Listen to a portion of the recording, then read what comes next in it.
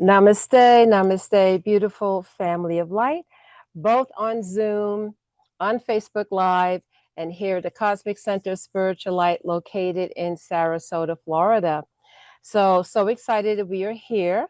As you know, we have been doing the Anchoring Light Transmission Meditation going 19 years. We'll soon be having our 20th year anniversary, 19 years every single Monday without fail. And it's been quite phenomenal in that no matter what it may be, weather dynamics or other situations, whatever it is, it has never not taken place. Why? Because we work with the Ascended Masters. We're very clear on that. Things are orchestrated in a way, and it will continue to meet every Monday this evening as we move into our 20th year. We'll have a big celebration for that. So, real quick, I wanted to do a little talk as we always used to do from the very beginnings of the anchoring light. It would just be a natural formation where everybody would just start chatting. And what I realized are just people getting to know each other, saying hello or sharing information or whatever that dynamic may be. It turned out to be part of the anchoring light, that whatever energy was beginning to stir up was thank you, Clark, was part of that dynamic. So we continue that. And so I do something called Cosmic Insights. And the Cosmic Insights is information that just naturally evolved from talking before, the anchoring light, inspiration that came in. And many of you know that myself, and of course the Cosmic Center, we offer the higher teachings. And what do we mean by the higher teachings? What we mean is we actually go and research, and we have our great researcher, Reverend Robin, okay, one of our key researchers. I have delved very deep into theosophy and also into the Gnostic Gospels and other huge bodies of work like the Keys of Enoch, because they hold answers, they hold keys that we have not been necessarily privy of. And we talk about this is the time now for us to wake up. The way for us to wake up, however, okay, is with knowledge. Knowledge that perhaps has been lost, but mostly knowledge that has been hidden or suppressed. And then you have to ask the question, why would somebody want to suppress or hide knowledge? It's something they don't want you to know. And I've already did a whole thing on the Cathars and how these Cathars that were in France, you know, they were very holy people, very sacred people. And they were like, we're not going to go through the program because we know that the kingdom of God is within us. And we're going to work from that perspective. And of course, the powers that be, if you know the history of the Cathars, they were wiped out, as well as many other groups that dared to say, I'm not going to go along with the program that's being substantiated. And of course, you've always had those that have held the lamp even in the darkest of times. And I'm always reminded of the hermit that you see in the tarot cards, that he holds that lamp no matter what, because we have the divine spark in us. That's the key thing. And you want to start to figure, why are all these extraterrestrials hanging around here? What's about us? Well, everybody in the multiverse knows except us just how special and powerful we are, because we do not originate in this material 3D world. That's not who we are. The illusion is great. Oh, absolutely. It looks like this is it. Okay, this is the world we're in, but that's not the whole story. I often think of it as being in a fish tank that's inside the ocean. You're in that little fish tank, you think that it, but really you are part of the ocean, but you do not realize it. But somebody looking from the top, for example, can see, okay, that you are part of an ocean, but you are limited in a matrix, or what Sanskrit calls Maya, the world of illusion. You think that little fish tank is the whole world, and it is not. So now, to be able to understand, okay, in this waking up process, which it cannot be stopped. And I just want to say that I am so thrilled. You know, you've always had those light workers, you always had the star seeds from generations back, keep on showing up until finally we're coming to a momentum. We're coming to a high point of where things are going to begin to explode into a new kind of reality. And for those light workers who have always sensed, I think there's something for me to do, there's an important job, what is it, what am I supposed to do? It's the culmination is for this age. I know for many times in the past, many people said, oh, this is it, this is the age and the end of the world. No, this is the age, this is the time. If you look at Atlantis and see what was going on in their timeline, look at what's going on in our timeline, that will let you know alone what's going on. Now we're at a very pivotal point. What is that pivotal point? That pivotal point is we could follow the regular looping, okay, of rise and fall, rise and fall, rise and fall. Okay, in this reality bite we find ourselves in, like in Atlantis, like in Lemuria, like in Mu, and many, many other civilizations probably that we don't even know about.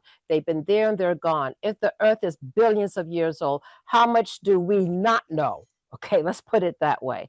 Okay, but now because of the age of Aquarius, as I said, it's time for knowledge to come forward because ignorance is not bliss at all.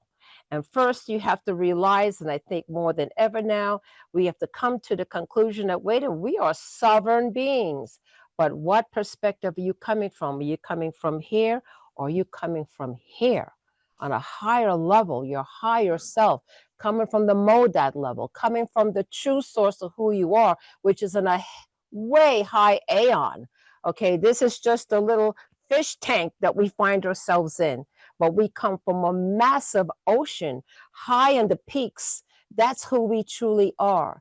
So we can no longer be small. We have to go ahead and move beyond the limitations, the miscreations, and the distortions that has created this matrix. Is a new term for it, or what the ancients called the Maya, the illusion. And many people are ready to do that. Many have already awakened and they're doing their part to awaken others. That is why we show up here. So I want to just share a book. It is called The Scrolls of Adam and Eve. And it's not the one in the St. James Bible. Okay. And in fact, if you do a lot of research, you'll realize that a lot of this ancient knowledge is scattered throughout and through different civilizations. But when you do the research, and there's a deep research to say, well, what did the Babylonians say? What did the Phoenicians say? What did the Egyptians say? What did these other great civilizations, what did the Mayans say? You know, and what did Atlantis say? Okay, then you begin to realize different words, different expressions, and perhaps different cultures, but a theme that exists in all of them. And that's what we now have to come and put those puzzle pieces together for us to move forward, have the greater understanding who we are, why we're here, and to know that we are part of the divine plan. If you're listening to this, you have made an agreement on some level of the Ancient of Days to say, I would be here at this time to help and assist. And in this book, The Scrolls of Adam and Eve, I'm just going to read a part over here. And it's called The Father's House is a House of Many Mansions. We are not the only gig in town, okay? We are, there's many, many others who are part of this galactic and cosmic family. It's not just us. And you have to say also in our evolution, there was the time, you know, that it was mandated that everybody believe that, okay, the sun revolved around the earth. And there were many martyrs and people who died because they said, and that's how the scientific theory came about, that no, that's not the case, it's the other way around. So that's why we must always be curious and we must always ask questions. And one of the things that we must always do is check out where is the sources coming from? because I can make up my own mind and my own decisions through my own critical thinking. No one has to think for me. So I'm going to read this passage from the scroll of Adam and Eve. It says, then the devil, okay, the fallen mind energy, approached and stood before the oxen and hindered Adam in tilling the field and said to Adam, mine are the things of the earth, the things of heaven are God's. But if thou wilt be mine, thou shalt labor on the earth. But if thou wilt be God's, pray go away to paradise. Adam said, the things of heaven are the Lord's, and the things of earth and paradise and the whole universe. I think that's very significant because basically a lot of people say, well, wow, look at this world, look, it's a fallen world. That is, one of the words that can be saying the fall of the filament, whatever the dynamics and the many stories as to why that happened. The fact is, we are now have an opportunity to move on an ascension process, okay, to find our galactic where we belong into the ascended realms of light. Okay. And what this scroll was saying, they say that I call it the counterverse, saying, I'm in charge of this material world, and that's it. And what Adam is saying, well, and God has his side over there. I have mine, God has his. But Adam says, oh, no, no, no. God has the whole thing. And so there's a divine timing of everything. Nothing is going to remain the same. Does anything remain the same? No, it doesn't. It's always in the evolution. And that's very powerful because there are people say, well, that's just the way the world is. It's not the way it has to be.